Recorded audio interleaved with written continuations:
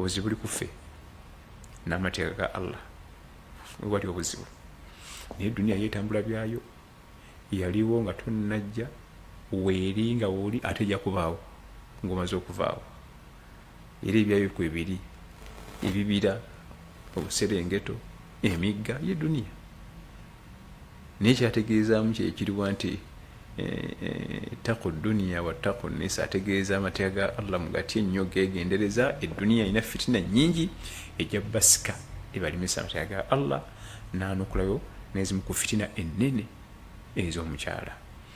Then fitina ey'okubiri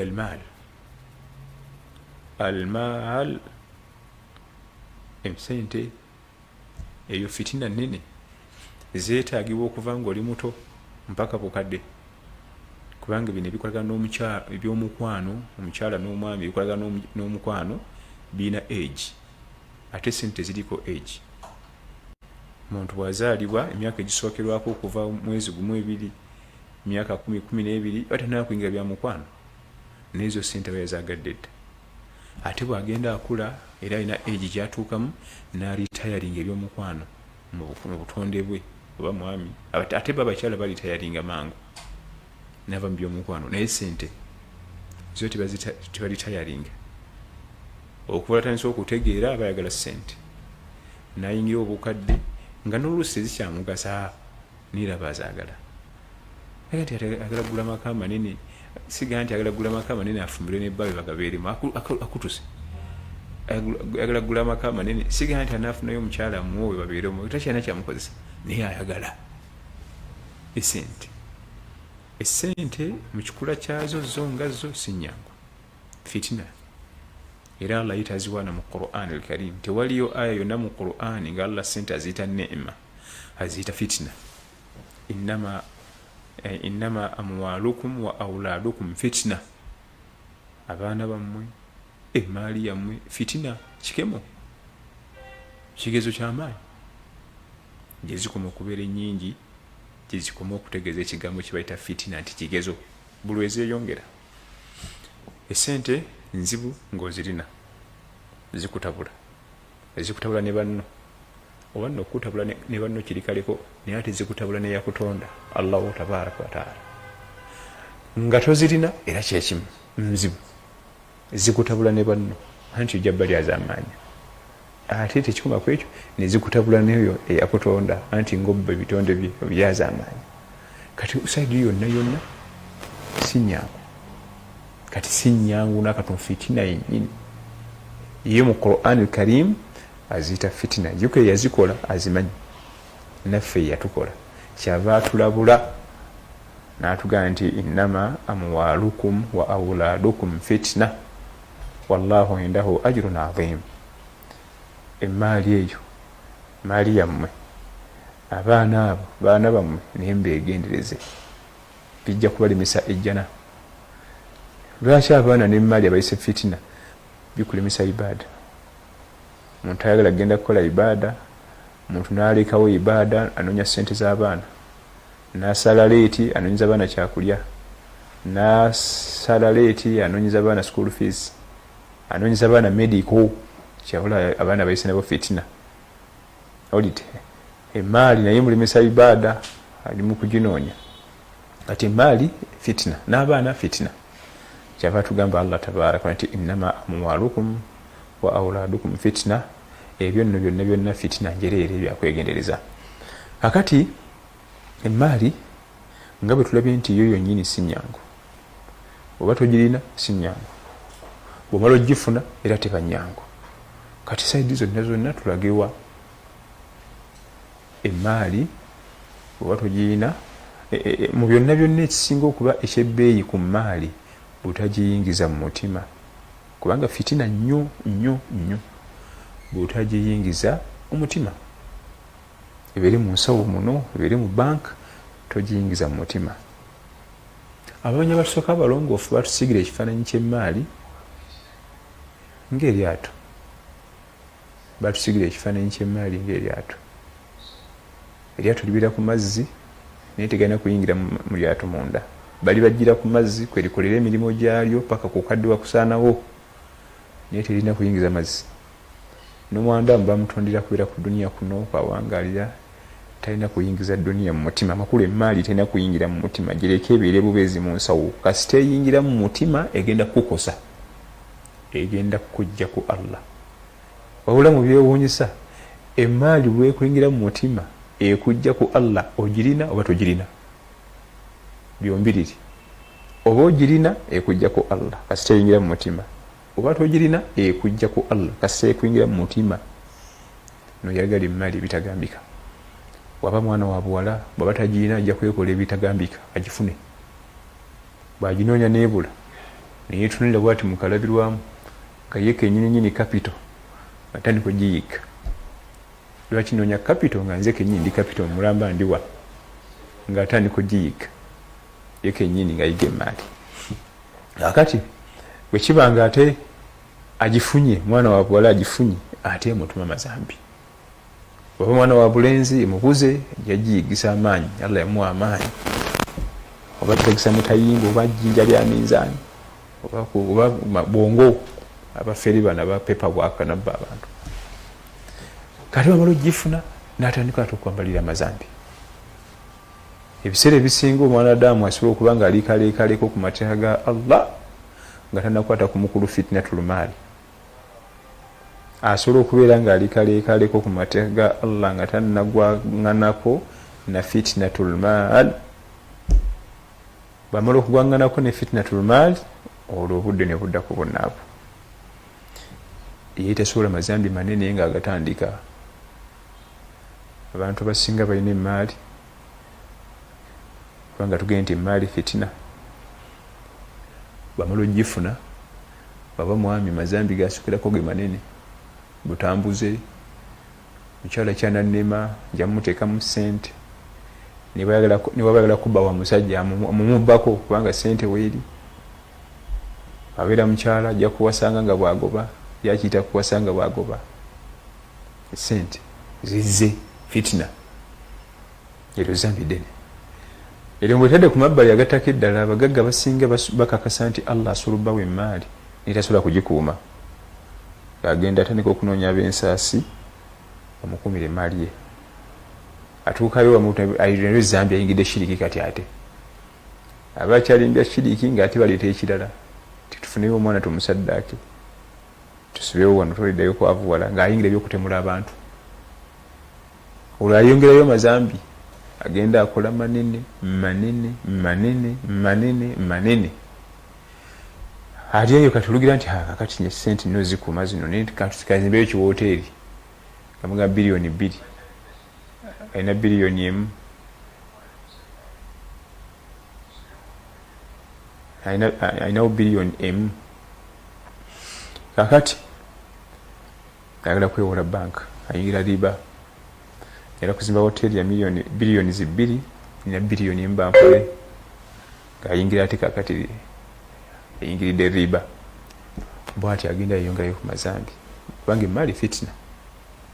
emaali fitina kakati fitina eyo tugiwonye tutya fitina y'emaali tugiwonye tutya Allah bwabanga akuleetedde emaali mu bulamu bwo gireke bino wammanga bitunuulire nnyo Allah bw'alabanga aleese emaali mu bulamu bwo bino wammanga bitunuulire nnyo ekisookera ddala tokyusa neeyisa kubanga bw'okyusa enneeyisa ogenda funa kiburu okwekuza ate kiburu kabir zambi mazambi amanene kasita emaali ejja n'okyusa enneeyisa eba kiburu nze zewoteri sikyaziryamu nasituka eddaala kakati nze ate awo siyinza kuyitawo ndi wa bbeeyi nnene subhanallah ng'ate bulijjo bwe twali tulya bulijjo wadde oyita nze neewuunya n'abali awo oba tebalwala oyinza otya okuliira awo n'otalwala ate nga tuliitiddewo emyaka ssebo naawe tolwalanga enneeyisa gyegendereza ekyokubiri emikwano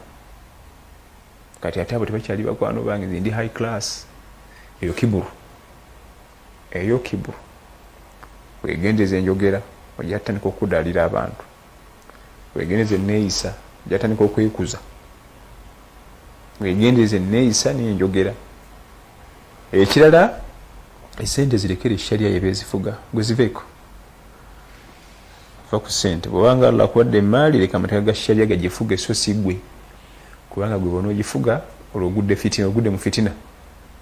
Bw'oyagala ozifuga sheitaani ng'ezikuwambako ng'ezeefugira, era bye bwoba osanga ng'ayanguyirwa nnyo ziteeka mu bya haramu naye ng'ate halaali mumunoonya n'ababula. Mu bya halaali mumunoonya n'ababula, mu bya haramu ebivuluvulu kantu bagenda kutamira bajembe basuleyo nga bali mu bidisiko bagulidde tiketi 100. Buli tiketi ya mitwalo 2 tiketi 100. Esini ensufu. Ninga ku kyalo kwennyini kwali balina omuzikiti, tebalina amplifier, tebalina muzindaalo, bakola ka budget kabe ka mitwalo 7. Bafune ebintu ebyo basobola okwazina nga bawulira essala. Naye bwe babimugamba gaba imamu bajja ziri ateekayo ka 7 oba 15. Kwasa sharia ezikuume.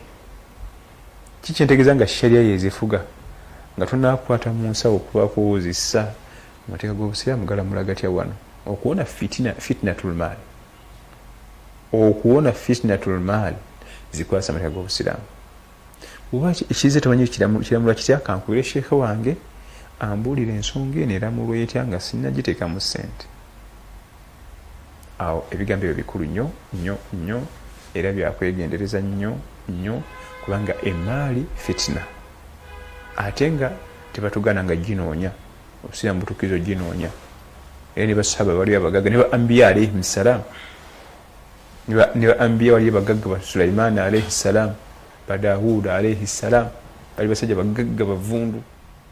Nabi Daawud alayhi salaam emusajja mugagga, kusooka yali mwavu n'agaggawala. Wawaritha Sulaimaanu Daawud, ate Nabi Sulaiman najja musikira mu by'obugagga era ate Nabi Sulaiman ye n'asukka n'atripolinga okuva ku kitaawe Nabiyullahi Daawud alayhi salaam. Nimba sahaba ba Uthman ibn Affan, Abdurrahman ibn Auf, abalo basajja bali bagagga bavundu ennyo n'abalala bangi ridwanullahi ajma'in. Kakati ezo fitina bbiri, fitnatul mahya, fitnatun nisa. Kakati tuyise tutya ku fitnatu an-nisa, fitnatu ez'abakyala. Bwe ngamba abakyala n'abaami babayingiddemu, kubanga omwami ekikemo ky'abakyala n'omukyala ekikemo ky'abaami. Eyo embeera yakuguma, so si olaba omulungi n'ogwirana, buli olaba omulungi n'onyesa enamba y'esimu, buli olaba akuguma, gumiikiriza, kubanga ye omwami obutonde bwe yatondebwa nga yeegomba mangu. Obutonde bw'omwami yatondebwa nga yeegomba mangu nnyo ekitonde kibayita omukyala. Ate ye omukyala obutonde bwe akerewamu. Okutambula a half a kilometer, omwami okutambuza ebigere a half a kilometer ayinza okwegomba abakyala bawere 10. Ate ye omukyala okutambula a half a kilometer ayinza okwegomba omu oba 2, kubanga ye omwami yeegomba mangu bwe butonde. Era ekyo n'ogezaako okulwanyisa kyennyini ekyo ekyokwegomba. Ekitali ekyo oba ojja kuseerera nnyo, ojja kugwa nnyo ekigezi ekyo ekyabakyala nnyo ebitagambika. Kati okwewala ekigezi ekyo kugumiikiriza. Bw'okizuula nti abakyala bakutawaanya, yitiriza okusiiba ennaku eza sunna. Nawe omukyala bw'okizuula nti oyiikayiika mangu nnyo ng'olabye abaami, siiba. Okusiiba kukendeeza embeera ez'omukwano. Fitnatul mahya, fitnatul mamaat, fitnatul nisa, fitnatul maal. Kati fitnatul mamaat gyetulazeeko. Fitnatu al mamaat, ekyo Allah era yatuyigiza tusomenga mu tahiyat, wa min fitnatil mahya wal mamaat wa min fitnati masihi dajjal. Nasaba Allah tukingize fitina ezo, fitnatul mahya wa fitnatul mamaat. Fitina ebeerawo mu kaseera k'okufa, eyinza okukulemesa okwatula shahada, eyinza okukuleetera okufiira ku kiri haramu, ekifo mw'ofiiridde. Fitnatul mamaat, saba Allah tusaasire ya Rabbi, atutwale nga atusiimye. Saba Allah tusaasire emyoyo gyaffe gigenda otuvaamu nga tuli mu bifo ebyo byennyini ebituufu Allah byayagala, kubanga ebiseera ebisinga ekifo omuntu waafiira kyekikulaga bulijjo kalaazi entuufu zabadde awangaaliramu. Ekifo, ekigambo ekyo kyantiisa nnyo bannange. Ekifo omuntu mwafiira Allah batulaga kalazi ze bulijjo ze tetumanyi bulijjo tetumanyi nti bulijjo omuntu naali bw'ati fidde mu kirabo kya mwenge nti ate yadde akimyeyo ki ogenda okulira abatamifu gaga nti bulijjo tunywa naye wa nga ffe tukimanyanga fidde mu kazigo k'omusajja mu kazigo kaneekolera jange kati ate bulijjo tusala naye wano okumuzikiti yadde akimyeyo ki eyo ebiseera ebisinga ze ziba kalazize entuufu naye nga ffe situmanyi bumanya era nabbi kyatugamba sallallahu alaihi wasallama fawallahi alladhi la ilaha illa ghayruhu inna ahadakum la ya'malu bi'amali ahli aljanna hatta ma yakuna baynahu wa baynaha illa dhira'a fayasbiqu alayhi alkitab fayamalu bi'amali ahli an-nari fayadkhulaha wa inna ahadakum la ya'malu bi'amali ahli an-nari حتى ما يكون بينه وبينها إلا ذراع فيسبق عليه الكتاب فيعمل بعمل أهل الجنة فيدخلها نبي صلى الله عليه وسلم حديث بانفو نيون يجي سنبرا atulira Allah yatutonda ndayira Allah tabarak wa taala ate etali kisinzibwa kirala kyonna mu butuufu okujjako ye omumu asobola okukola emirimu gy'abantu b'omujjana abantu bonna ensi yonna ekakasa nti yagenda mu jjana abaabuzayo luta afe amakulu abaabuzayo piriyodi ntono afe ebintu bigenda bikyuka omulundi gumu naakola emirimu gy'abantu b'omumuliro namukini mukakaza nti gundi ono nedda ddaayo ate byafiiriddemu era naddamu n'alayira sallallahu alaihi wasallama nti era omumu ayinza okukola emirimu gy'abantu b'omumuliro ensi yonna ekakasa nti ogugenda kwokyoyo ogudde ne mukati abaabuzayo luta fayasbiqu alayhi alkitab ebintu ne bijja bikyuka fayamalu biamali ahli nnaari nakola emirimu gy'abantu b'omuliro nakola emirimu gy'abantu b'omujjana nayingira ejjana nayingira muliro nayingira jjana kakati naye hadithi yetegeeza ki nti omumu asobola okukola emirimu gy'abantu b'omujjana mu ndaba eyammwe ennafu nga mulowooza wa mujjana naye nga alina byakweseeya ebitamanyikiddwa byamali ahli aljanna nakola emirimu gy'abantu b'omujjana mu ndaba eyammwe ennafu ne mutandika n'omulamulako ejjana naye mu ndaba eyaffe ennafu ye Allah bakimanyi era n'oli asobola okukola emirimu gy'abantu b'omuliro ne tugumubalako mu ndaba eyaffe ennafu kati mukufa wano kyenjagadde mukufa wano najja atulaga kalazize nti bulijjo gye mumbalira si gye ndi ebiseera ebisinga ekifo mugenda okufiira kifo kikulu nnyo kama qala salafu salihin man lazama shay khutima bihi nga batugaba batusooka abalongoofu byowe nnyo ebiseera kwofiira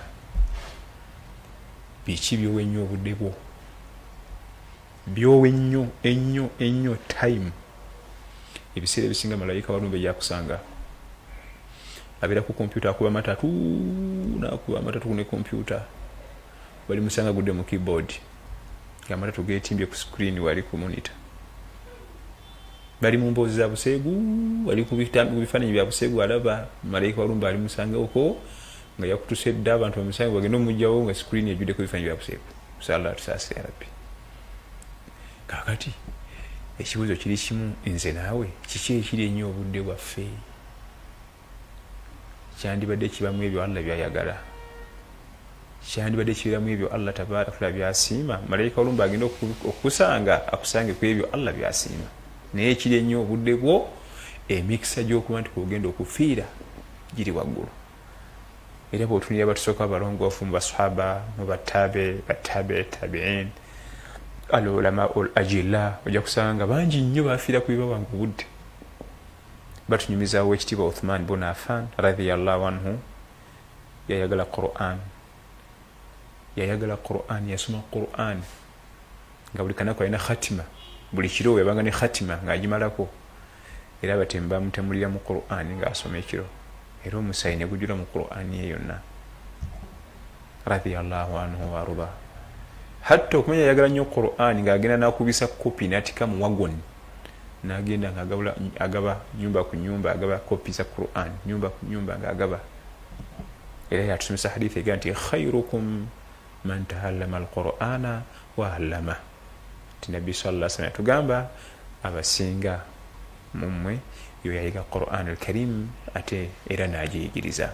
Uthman ibn Affan radiyallahu anhu eyo bwavayumba sahaba nojamba manyi bafa bayirimu Imam Muslim ibn Hajjaj ibn Muslim an-Naisaburi enzala ya walina mu Iran bamuzira mwaka 2006 rahmatullahi alayhi rahmatan wasa. Yali musajja mukugu nnyo mu department ya hadith kubanga elimu ya feri departmento waliwo abasomi ba Qur'an, waliwo abavunuzi baayo, waliwo abasomi baayo nga bwasoma bwatyo yagala male oba abavunuzi baayo. Kati wano baga nti Sheikh Ismail Ankata tobuuza ategera butegezi omuvunuzi, ate baga nti Sheikh Muhammad Bukenya ayitoza gamuvuga nti abo musomi elimu eri departmento sanga department sezenjawulo. Kati Sheikh Muslim ibn Hajjaj ibn Muslim an-Naisaburi rahmatullahi alayhi yali musomi wa hadith. Nerumu alimu darusemu ne bajja bogira hadith nga tajimanyi nekimutwalira okugenda mu library ginoonya gye yafiira rahmatullahi alayhi rahmatan wasa. Abavunuzi ba tafsiri al-Qur'an bagamba omu ku bavunuzi ba tafsiri ya Qur'an yalavunula ayega nti kullu nafsin dha'iqatul maut. Yali awanika ekigambo maut bwati negugwamu ng'ali mu kuvunula Qur'an era bamujjako ekkalaamu ku lupapula ng'eyimiridde ku kigambo kigamba nti kullu nafsin dha'iqatul maut, buli mwoyo gwonna gwakomba kukufa. Maut kufa, era awanika ekigambo maut kutta ng'agissaako obutonyeze bwati nakakutaka. N'abalala bangi nga twagenze kumenya buziba ne bukya okulaga nti abatusookawo abalongoofu ebiseera bye baawanga mu bintu bye baalingamu ebyamutwaliranga ennyo obudde malayika walumbe gye yamusanganga. Ekyo tekyakoma nno kwabo wabula nekuffe tekituli wala, naffe tekituli wala. Twegendereze nnyo biki ebirya obudde bwaffe obungi. Oluba naffe ebirungo ebiri obudde bwabwe bungi okuliza misomo avuga emmoloka kilomitazi mmeka olukuba serefu bwati Qur'an ng'etandika wali evaka azikiza olukuba serefu bwati nga misomo gwa Sheikh Gondi wali abalala nga yo olukuba serefu birala. Salla tabaraka twale nga tusiimye basebo kati kati tukuwulira kati kakati katusimbyeyo fitnatul ahli. Awo tugenze ka baba mukyala bawe baba mwami mukyala we. Fitnatul ahli abo nabo kigezo mukyala omwami abaana ebyo nebyo bigeze bitagambika bal bimu ku bigeze binene kubanga ate bo tuwangaala nabo most of the time. Abaana mukyala kawungeze n'okuddayo eka, omwami kawungeze n'okuddayo eka osanga owewuwo oyo ate Allah amussaamu ebigezo bingi kubanga kuli kumpi. Abantu abasinga tebakimanyi nti Allah tabaraka wa taala akugezesa nnyo n'ebyekwetoolodde ebikuli okumpi nga ye mukyala ye mwami wo. Kubanga singa ateeka ekigezo omukyala ali e Japan nze ekyo mbagenda kiyitirawo n'amusanga ddi ndi mutuukako ddi andi wala era ekyo maxi nfuna 10 ku 10 akiteeka mwajjati wange oweeka kubanga bwenvaano gyendaga n'enkya n'eruli n'omwaka ne gugwako alabe n'agumiikiriza n'amugumiikiriza n'amusaasira era n'omukyala naye bwatyo ekiteeka mu musajja mu China oba ogenda kiyita olituukayo n'oluchina tolumanyi ekyo ekigezo oba ogenda kiyita 10 ku 10 akiteeka mu taata w'abaana eka n'akugoya laba onagumiikiriza obagumiikiriza then kuddako abaana waka bigezo abaana bagenda bafuna changes nga bakula. Mwana ataka kwambala obuntu ntulu bemige kitagambye kuba mwana agenda kufuka malaya bakinedda gumiikiriza saba Allah bajje bafuna body changes zibatuma bino nebiri audit mpola eneo ebigambo ebyo insha Allah nja kusaba tukomaawo Allah tugasine ebigambo ebyo akaseera kano akasigadde bwoba oliawo biidhinihi tabaala tukaganyirwemu n'ebibuuzo insha Allah nja kusaba ntuteeka kalaamu ne akapapula katuddeyo ew'omutesitesi tulabe inshallah. Recording stopped. Naam, tweyanzizza Imam. Abalina ebibuuzo muwanike emikono tubalonde then mubuuze. Imam, kati nga bwe tulinda abawanika emikono ze kibuuzo kyange oyo oyogedde ku bigezo nati ahali n'oyogera ku eky'abaana. Abaana bano singa Allah batugezeseza nabo tukole tutya? Ebigezo byonna bye twogeddeko ne bye tuleseeyo Allah yabyogerako mu Qur'an ti ahasiba nnaasu an yutraku an yaqulu amanna wa hum la yuftanun walaqad fatanna alladhina min qablihim fala ya'lamanna Allahu alladhina sadaqu wala ya'lamanna alkadhibin. Amakulu ebigezo byonna bya Allah bireeta kukakasa alabo batulirwa amazima tukkiriza Allah tunagumiikiriza. Amakulu beerinje ennene ey'okuyita ebigezo byonna bye twogeddeko ne bye tuleseeyo sabr, ogumiikiriza. Sabr obugumiikiriza ye beerinje ennene kwe tulina okwetooloolera. Abaana bakutabuseeko saba Allah gumiikiriza yongere okubalira obulungi n'ogunjula. So si atabuka gogube waka kuzaalukuse sidamu kulaba maka gange nja kukutema. Sabr ogumiikiriza. Kati abaana bosi bange okulera omwana si kyakusaaga gimu ku mirimu eminene. Ne ba anbiya alayhim salaam abamu babasangamu obuzibu. Nabiyullahi Nuhu alayhi salaam omwana we yajeema. Omwana omukuba nabbi Nuhu alayhi salaam n'alaajana ng'omwana w'amazzi gamutwala. Allah namugamba nti innahu amalun ghayru salih. Omwana muleke si mulimu mulungi kubanga okuzaala omwana mulimu. وقرأ بعض القراء إنه عمل غير صالح. مقراءات endala basoma nti emirimu gy'omwana oyo giyakola si mirungi muleka agende n'amataba azikirire. Kati okuba nti embeera ebadde bwetyo byonna byonna ekimu ku bintu biteekeddwa okuba nga tumanya asabr ogumiikiriza inshallah taala. Naam. Kati tulina unmute. Assalamu alaikum wa rahmatullahi wa barakatuh. Alaikum assalam. Imamu zibadde mbuza kukyayira sharika kyayogerezaako tukomadde okugumikiriza ku bakyala bano ogumiriza mukoma wa mirimu gya sunna gyokka yinza okubanga ebintu mugamba gya sunna n'agigaana n'omugamba nga alembegera kati omukuriza okutumikiriza ku mukyala gukoma ddi oba oyinza ogamba nti Allah yangeera bwe kityo kambeere n'oyo paka ate nga tuddayo ku hadisi ega nti nayina omukyala nga empisa n'atamuta tagenda kukoma ku jjala kati ndaba otangaza ebintu ebyo bibiri omuntu nga mugayaavu nnyo ku ddiini awakanya buli kimu ate nakiri ekigamba nti nayina omukyala nga empisa sinongo n'amulemezaawo Allah yaziiza ejjala ku ye kati sonsabaza otangazeemu awo se.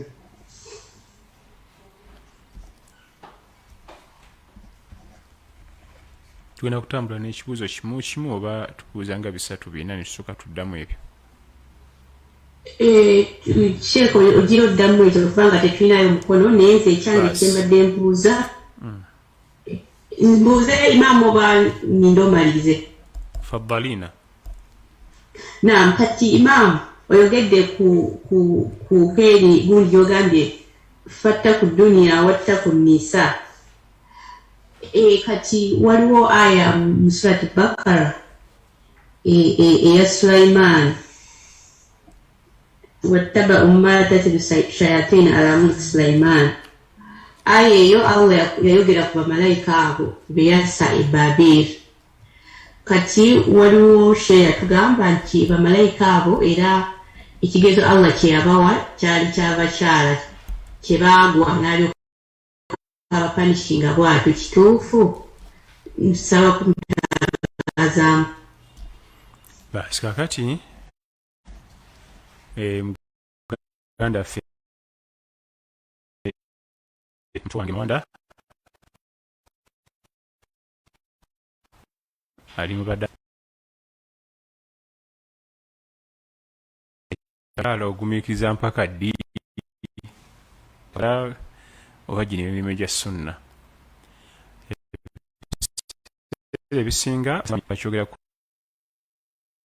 ne ruutu eyayita ebiseera ebisinga omwami osanga ninyo omukyala butasaala butambula hijab naye nga bwe yamusanga tabusaala era nga yamusanga tambula hijab 90% family ezitunka n'omukyala obutambula hijab obutasaala aba yamusanga bwatyo linasima beauty nefiga n'atwala kati ate oluvannyuma atandise omumutama n'alyoka ajjugira nti wali essala ne hijab ebiseera ebisinga ojja kisanga bwe kibeera so bwe wali oyagala wa sala wa hijab baaliyo mu madalasa naye ku mizikiti naye gwe n'otwalamu oyo n'olaba mbu ojja bimuyigiriza agenda mu maaso n'omuyigiriza naye bwe kiba nga omusanga already muntu munywevu mu sala mu hijab mu mirimu gy'eddiini n'atandika okunafuwa gwe boogerako awo yo olina omuta there and then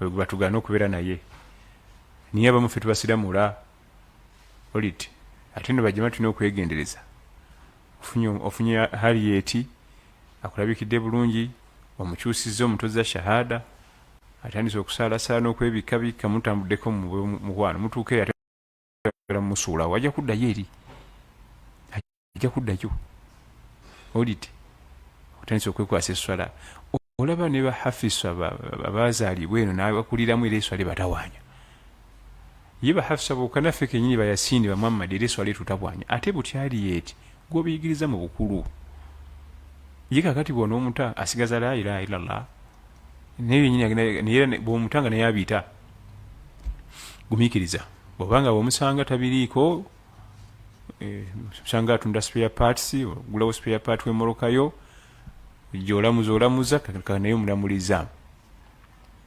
olw'okuba kulaba olina sujjuda n'ekirevu naye n'akyusa eddiini ebiseera ebisinga muto wange Mawanda abaami abaclaim nga bacomplaininga buli kaseera ku bakyala obutasaala biki ebiseera ebisingira aba yamusanga tesibyaliko kati bwamala okutuuka ewaka omukyala takyamutya omukyala lwakulaba nga omaze okuba nga ogyeko engoye ekitiibwa kivaayo eri gye kibadde ne kikka olugendo mugamba by'okusaala nga akuzimula buzimuzi awo nno oyo guma buulirira nnyonnyola somesa gumiikiriza era bwogenda okusoma mu Quran al-Karim ebifaananyi Allah bituleetera mu Quran al-Karim tukimanyi nti mukyala wa Nabbi Luutu wa Nuuhu bonna tebaali bantu bakyala balungi naye tebabata babba baabwe tebabata Nabbi Luutu alayhi salaam teyata mukyala ate nga yali akimanyi nti omukyala we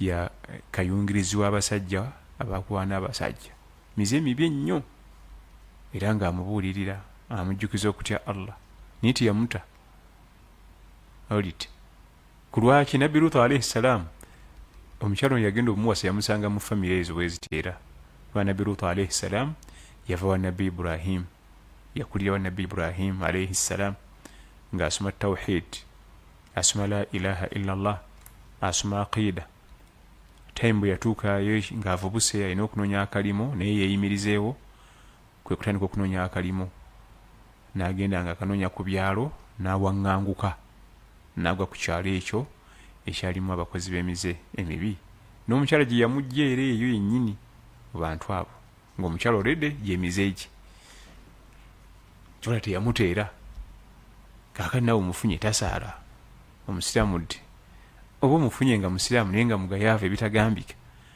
naye kati waisi mu myezi 6 omubanja jiribaabu n'enniqaabu ku supiidi ezalubaluba oba wali oyagala bajiribaabu n'abaniqaabu baaliyo oba wali oyagala bantu ng'esswala omwami yenna bwe baanoonya omukyala mu byalina okusooka okutunulira ennyo nga tebiragirwa bulagirwa mukyala tebamujjukiza bijjukize assala wal hijab mukama wange muto wange mutabani bw'oba onoonyanga omukyala ebintu bibiri byandibadde tebijjukizibwa mukyala ku lwaki olina ebyomujjukiza bingi bw'onoogattako n'ebyo ebibiri bigenda kusukka obungi bikutame.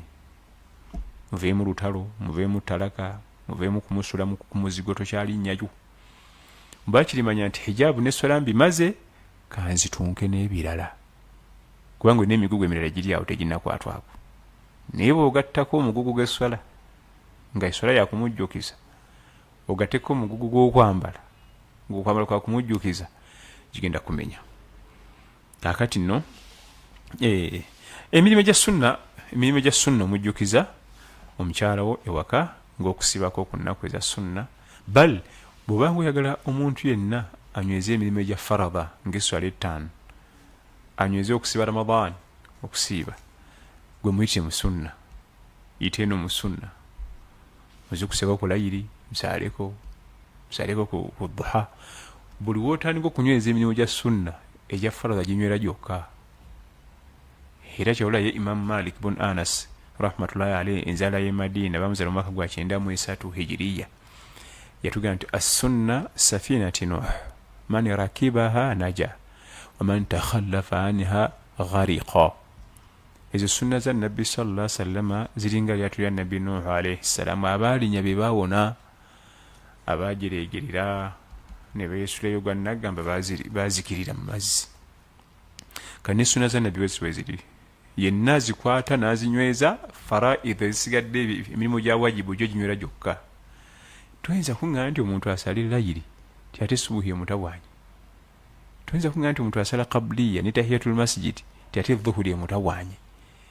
Kati gwe alina omukyala, salatu abakyala era bya bamutegeera, ng'akutawaanya mu mirimu gino egya wajibaati, swala zimutawaanya, gwe muyite mu sunna, ojja kulaba nga ate otandika okunywera wokka.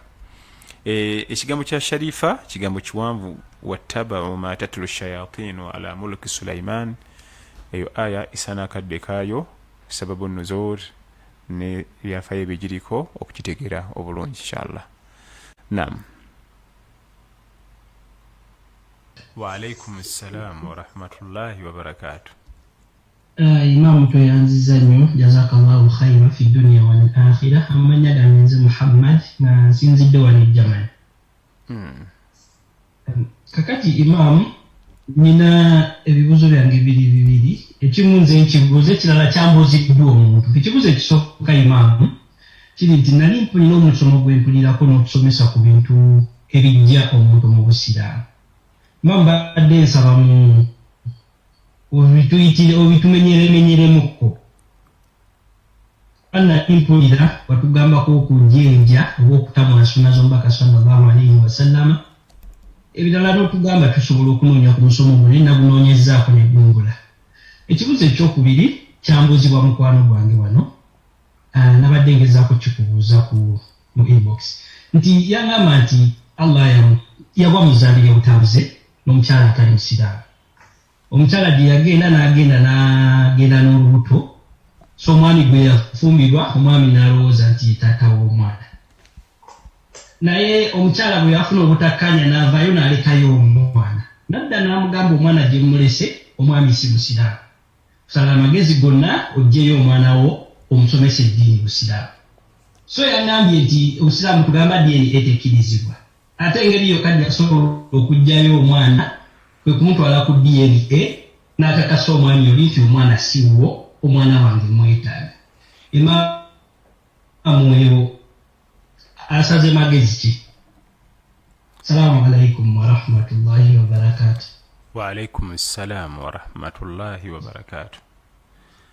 Kakati nja kwebaza nnyo muto wange Sheikh Nasakab bwe twasoma naye mu Bilal Islamic Kachiri, kuba ntuli naye ku programu eno atulabudaaki. Nakuma okumanya nga atulabudaaki niyo oluusi bakyusakyusa ensi nga bali eyo, naye byonna Europe alhamdulillah.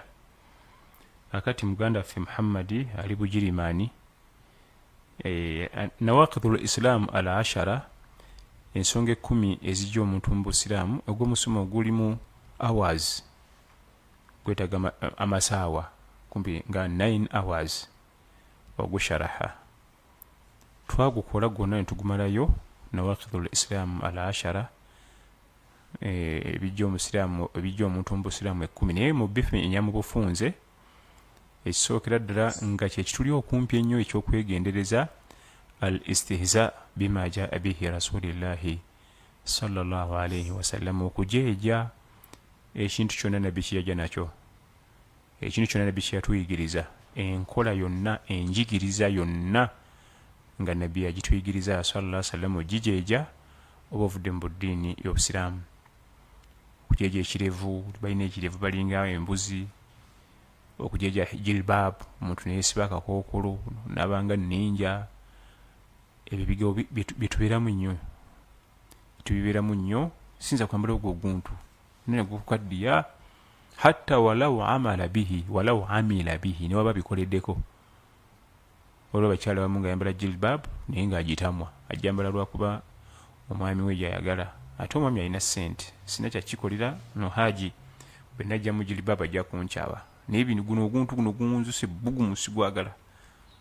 Nabbi sallallahu alaihi wasallam ajja n'enjigiriza firo gikasuke mu kasasiro. Nabbi sallallahu alaihi wasallam gwe magezi go bw'oba olaba asobola okubaako enjigiriza, ekigambo oba enkola yonna gy'ayinza okujja nayo neba nga nfu ng'erabika bubi mu mulembe ogumu oba mu mulembe omulala.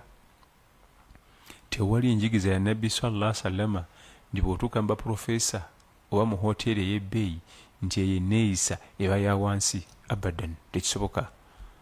Kubanga ye Nabbi sallallahu alaihi wasallam yalina makarim al akhlaq, empisa ezisinga okuba ennungi, fi kulli zamanin wa makani, buli generation, buli century yonna ensi gyegenda okulaga yonna enneeyisa ye sallallahu alaihi wasallam, empisa ze, ensomesa ze zisinga okuba ez'ebbeeyi.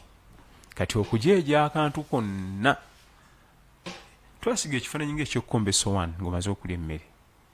Aisha tugaa nti wa umirna an nuslika alqasaata, nabbi yatulagira sallallahu alaihi wasallam okukomba essowaani mu layini, tukule enva zonna ziggweko.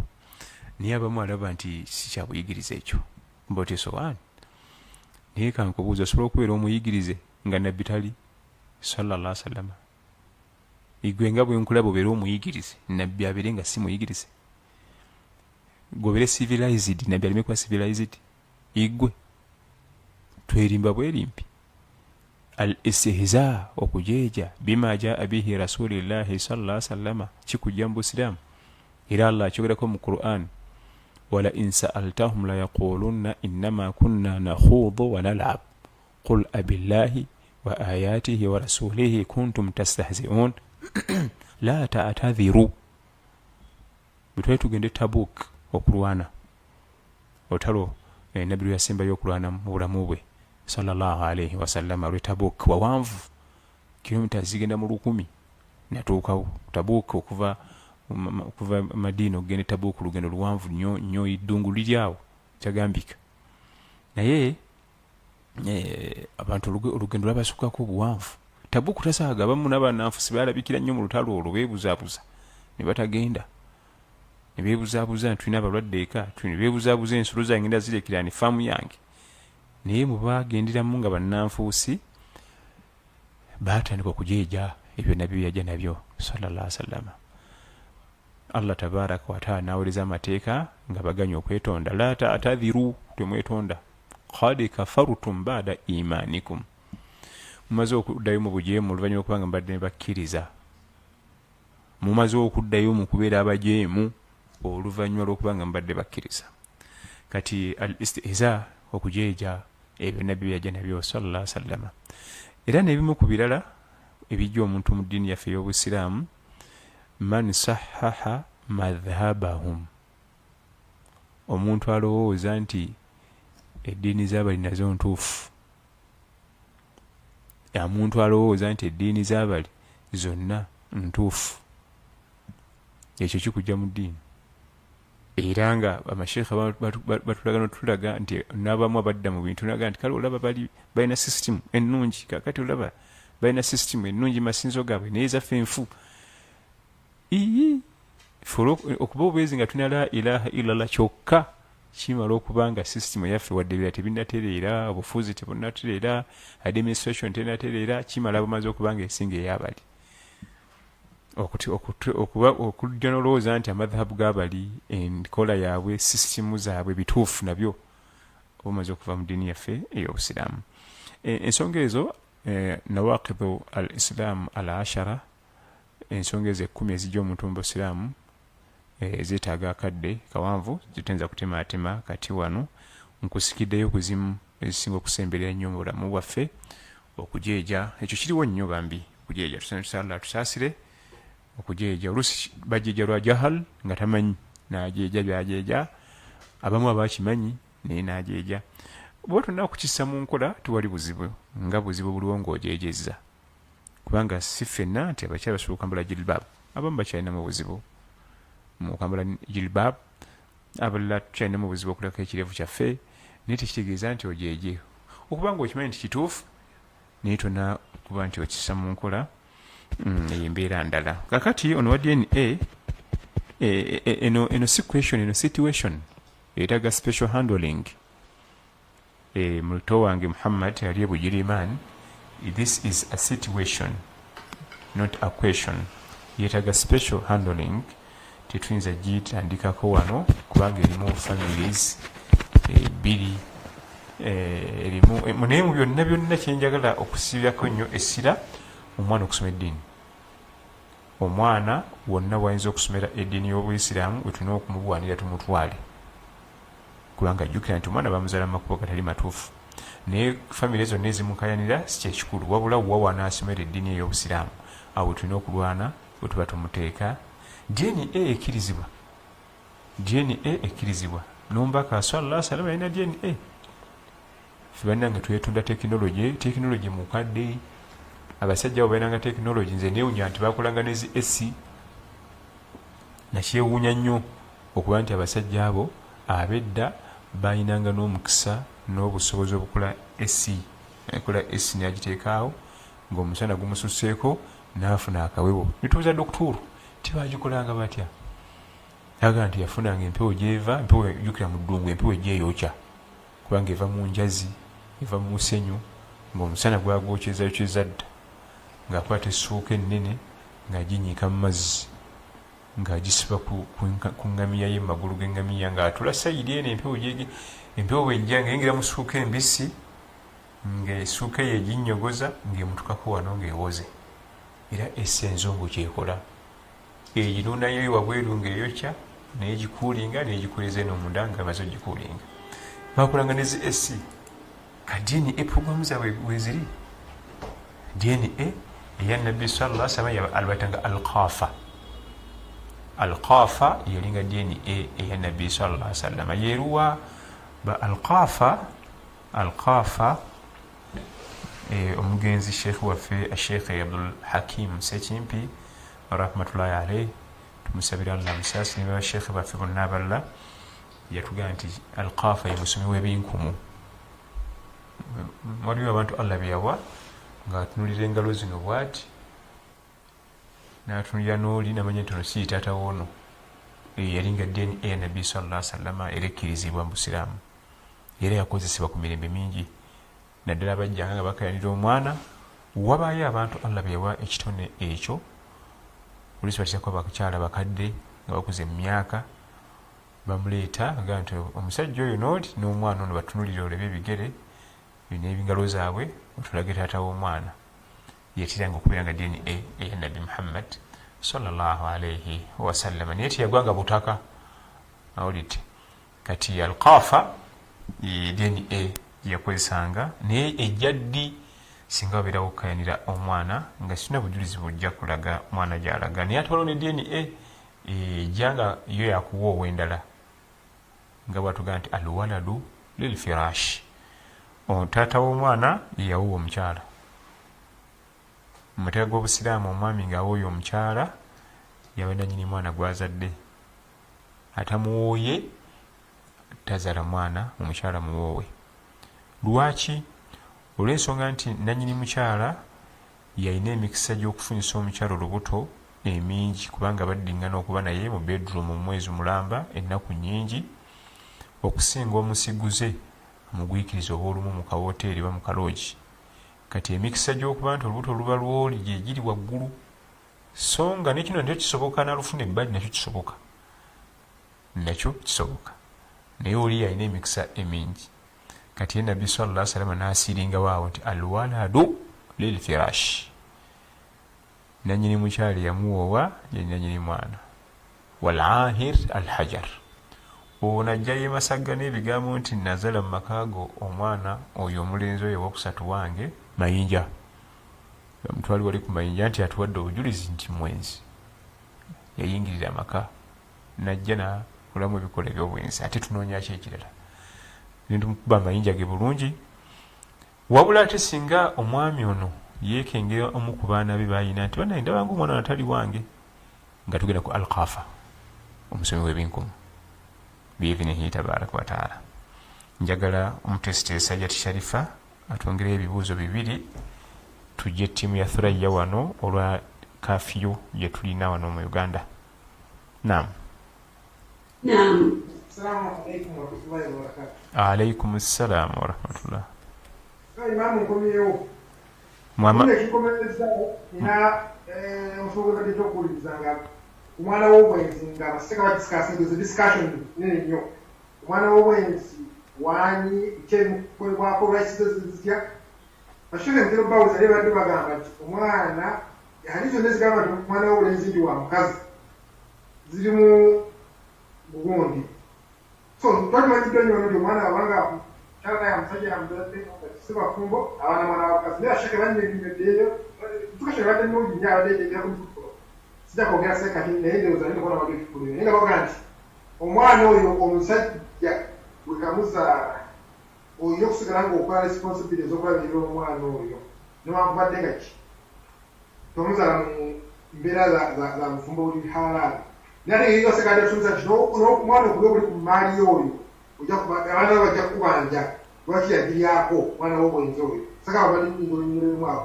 gaseka tugamba n'omwana w'obwenzi oyo n'okusikaasika oliyadisikaasi n'okusika alitegeeza okufuna ku byogagga byoli agamba nti kitaawe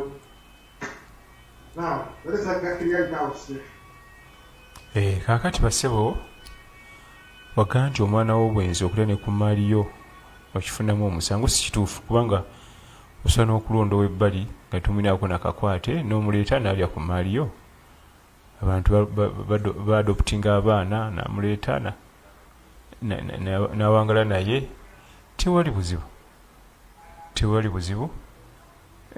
era mu bintu ebimu ebyobulabe abantu byebagenda bakola sala tukingiza ebikola by'obutambuze bamala okuzaala omwana mu bikola by'obutambuze ng'atadda mu ddiini ng'atandika okwesembesa hadithi omukyala amukubira essimu amugamba ntuwize ku ssente z'engoye mata ne fiizi agamba nti omwana si wange gwe towuliza abamashekhe nga bagamba nti omwana w'obwenzi wa mukyala ng'amuwuliriza kiripu ya Seeka Bosa oba ya Dokita Gundi oba Sheikh Gundi wuliza ka vidiyo ako owulire Sheikh bw'agamba kyokka ekyewuunyisa bwe bali bagenda mu bikola by'obwenzi tiyamuwuliriza ka vidiyo ka Sheikh konna kagaana bwenzi ate nga nabo weebuli yaabulina naye kati bamaze okuzaala omwana adduka obuvunaanyizibwa tayagala kusasula fiizi ng'alyoka alaga nti ate munnaddiini nnyo ne bu vidiyo nga busheyaringa ne bu vidiyo atandika obusheyaringa ng'ate wali teyali teyabusheyaringa ensobi bw'eba ebaddewo kino tukiddinga na lunye ensobi bw'eba ebaddewo ofuba ng'okulaba nti ensobi ekomaawo mukama wange Dr. Shuaibu Ssemwemba yanjigiriza nti bwebanga erina ensobi ng'ebaddewo bw'otagyegendereza eyinza okukozesa ensobi ate endala nga 6 emu bweti mugudde mu nsobi y'omwana mugudde mu nsobi y'obwenzi ensobi emu ey'okubiri muzaddeyo omwana wa bwenzi ezo 2 ey'okusatu temumufuddeeko mumusomesa Allah we ezo 3 ey'okuna atandise okutemula abantu anywa enjaga wamba rapinga ezo 4 mukyali ku kintu kimu naye bwebanga ensobi eguddewo ne muzaala omwana wa bwenzi ezo ensobi zibaddewo 2 mugudde mu bwenzi muzaddeyo n'omwana mulwanyisa ate eziddako ayige eddiini ye ayige Allah we ayige obusiraamu bwe ayige Quran al-Karim kubanga ate naye wabiyiga n'abikola n'abitereza temufunamu empeera bw'atayiga ate era mwongera kufuna misango n'ayonoona mwongera kufuna ate emisango mirala kati omwana w'obwenzi wakwegendereza bamasheekha bagamba nti asika ekigambo kibwe kyetuli nakyo kubanga obusiraamu tekukkiriza genda nga wenyumya nti bannange nze ekiramu kyange mu baana bange 6 mulimu omwana weta Semayiri oyo temuwanga ku maali ti ate nti namuzaala mu bwenzi nedda totugamba sisi tubimanyi ebyo gutulage muwendo gw'abaana bo teekaawo totunyumiza nti ate omwana wange mu baana waliwo bwati ne bwati era nga tukyala mu maka g'abavubuka n'atandika okulaga abaana be naga nti ono wakivubuka nga omanyi byekivubuka namuzaala mu kivubuka kati ate okutandikirako n'okudda eno be baalaali lwaki onyumya ebyo bikola tebabinyumya sirika biri wakati wo ne Allah yakubikkirira ate obijjayo yali asobola okuswaliza wakati mu kikolwa n'akubikkulira ensi yonna n'ekulaba tulabye ku bantu mu vidiyo ne buliikinga ku Facebook n'eyani ebyo yali asobola kafulumya naye n'akubikka n'okimanya ggwe ne munno gwe badde nayo ne Allah ate otunyumiza tuno wakivubuka ono wa ssomero kakati bano okutandikirawo n'okudda eno be baalaali sirika tonyumya era ekigambo ekyo kikulu nnyo amasheekha okisimbako essira bw'oba olina ensobi gy'okoze lwana ekomaawo bw'oyo otagirwanako ekkozesa ensobi endala nga 10 nga zikyetuma ku eri emu ate zonna ng'ogenda ozifunamu amazambi inshallah Allah tusaasire rabbi naam share ekibuzo ekisembayo kibaddewo mu inbox mu chat abuuza nti omuntu yeekingiriza atya omutima omubi n'obutaagaliza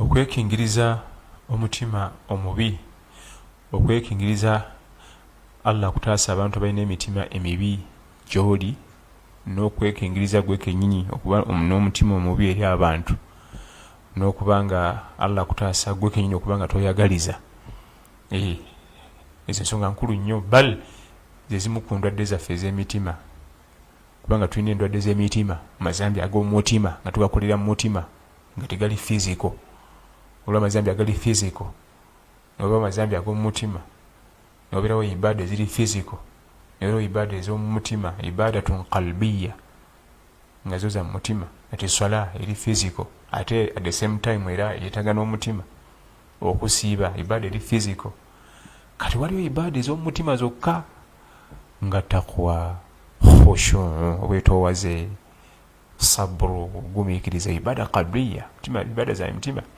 kati n'emazambi mulimu ag'omu mutima obwenzi ibada yabikolwa obutemu ibada yabikolwa ne waliyo ibada ng'etudde mu mutima mwokka waliyo amazambi obwenzi zambi yabikolwa obutemu zambi yabikolwa waliyo amazambi agatudde mu mitima nga ensaalwa obutaagaliza fitina tuyinza tutya okwekingiriza amazambi ago ekisookera ddala ebireeta ensaalwa obutaagaliza gwe kennyini adamu rida bima qasama Allahu laka obutasiima Allah tabaraka wa taala ekyo kyakuwadde n'olaba nga kyawadde oli yandibadde akiwaggwe amakulu walayika agabye bubi oba teyalabye ibi yandibadde abiwanze ebyo nno biraga ki biraga nti tosiimye kakati eddagala erisooka awo kyennyini ekyo arrida bima qasama Allahu lak siima Allah kyakuwadde obanga olaba toyagaliza banno bafune kiba kitegeeza tosiima gwe Allah byakuwadde sooka osiime Allah byakuwadde kijja kuleeta okubanga bali Allah byabawadde tebikwatako toyina na buzibu na byabawadde kubanga abawadde nanga ndaba siga nti yawadde bali nga tandaba nanga ndaba era mmanyi era asobola okumpa ebyo bennyini alina ensonga lwaki awadde bali nze n'atampa kati obutaagaliza ensaalwa biva mu kuba nti tosiima ebyo Allah tabaraka wa taala byakuwadde ne hubbul izza okwagala agatiibwa oluusi agatiibwa gweyagala tigali na muyitiyo naye gwe olaba nti oteekeddwa okuba nti bakikuwa kifuba era bamu nanyiga abantu bakimu ekifuba ekitiibwa kiveeko obanga oyagala ekitiibwa omuntu yenna awulira nti ayagala nnyo ekitiibwa mu duniya muno okola kintu eki gwe kwata amateeka ga Allah nga bwagalagira ogasse mu nkola osirike bajja kujja bagwira n'okuwa ekitiibwa kwata amateeka ga Allah byeyagaana obiveeko byeyalagira obisse mu nkola tula wali sirika ensi yonna egenda kujja nga eyavula okuwa ekitiibwa so si kino ekitiibwa ekya force kya mundu kyabo motoka zikaba obugombe muveeyo tuyisewo omukulu basobola okuvaayo nga tewalina bugombe naye kiva kuki okuba nti ebitiibwa biva mu kuba nti oteeka mu mateeka ga Allah mu nkola kati tuyinza tutya okwejjanjaba ensaalwa n'obutaagaliza n'omutima omubi kusiima Allah tabaaraka wa taala byatuwadde kubanga ekireeta omutima omubi kwe kulowooza nti byawadde bali bibadde bisaana kuba wuwo omutima gwo ne guzimba nawulira wenna ngaoggwaawo abantu ekimu ku bintu ebyobulabi kwe kubanga tosiima Allah byakuwadde abantu naye ku mukolo avaako talina mirembe abeera ku mukolo ng'anyiiza envubaganya okumusitusa okuwaayo ekigambo lwaki basitudde gundi nga atenze musinga n'abirawo n'atugubala kakati bagenza okujjula emmere eyo naye mutakyasona kugirya obusungu bumuli bubi beemusse abavumyevumye tebalina magezi kati oyansinga kigwe basitudde siima Allah byakuwadde mutima gwo gubeere muggule mutima gwo gubeere muwawufu oba tebanyimiriza ku mukolo okwogera kiriko kyekyo bali gwe balonze bibadde baagala abala jasi butamwogerako era bayimusabo nze mbasaasira nnyo kubanga olagayinza ki okuva ku mulogogolo nga tanjogedde ekikumuleeta abantu abatalina experience nze nahaja omulamba nenva sebo nnyabo siteeka nti n'okwogerako ebyo byonna bireeta omutima omubi obutaagaliza ensaalwa okuza buli kamu gwena okuba n'akalungi buli kalungi kalina kujja wuwo nedda ebyo Allah tabaaraka yabigaba era alina ensonga lwaki abiwadde bali ne bali nawe akulaba era alina ensonga lwaki tennabikuwa kakati bannaye nja kusaba munzikirize tugaliwo bwe tuliba tuvudde mu zikafiyu tusobola okuba paka saa 6 tiwali buzibu inshallah sawa 5 ne kati tutya kafiyu tiimu eno gyenina eri mabega w'emizindaalo ku kamera yonna tiimu erina okuddaayika biivinihi tabaaraka wataala tuli wano ku Ham Towers opposite zira Makerere University we tukolera programu eno mu studios eza Thraya nebazanya batesitesi naddala ustadha Sharifa omutuuze w'egent eri mu Europe akwataganya programu eno okubanga bakube twejjukanya mu ddiini yaffe nebaza ne Thraya zila media etereddewo ebitaala bino n'amakamera gano okubanga tutuusa ebigambo bino 2-3 kwebyo Allah yabatusobosezza nsaba Allah tabaaraka tuwe obulungi rabbana atina fi dunya hasana wa fil akhirati hasanatan wa qina adhaban nar allahumma ati nufusana taqwaha wa zakkiha anta khairu man zakkaha anta waliyuha wa maulaha اللهم إنا نسألك فعل الخيرات وترك المنكرات وحب المساكين وحب من يحبك وحب عمل يقربنا إلى حبك اللهم ارزقنا التوبة قبل الموت وارزقنا الشهادة عند الموت وارزقنا الجنة وملكا كبيرا بعد الموت imaliriza nga mpa mukama wange Imam Kasozi salam okubanga tubadde naye mu programu eno wassalamu alaikum wa rahmatullahi wa barakatuh. وعليكم السلام ورحمة الله وبركاته.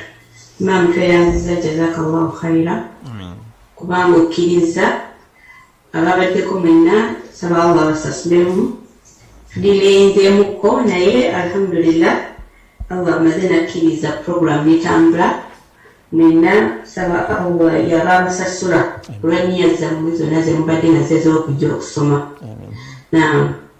n'embeera zabo abasiraya kubanga namwe mubadde emabega ne mutukwatira imaamu tweyanziza nnyo jazakumullahu khaira. Assalamu alaikum warahmatullahi wabarakatuh. Wa alaikum assalam warahmatullahi wabarakatuh.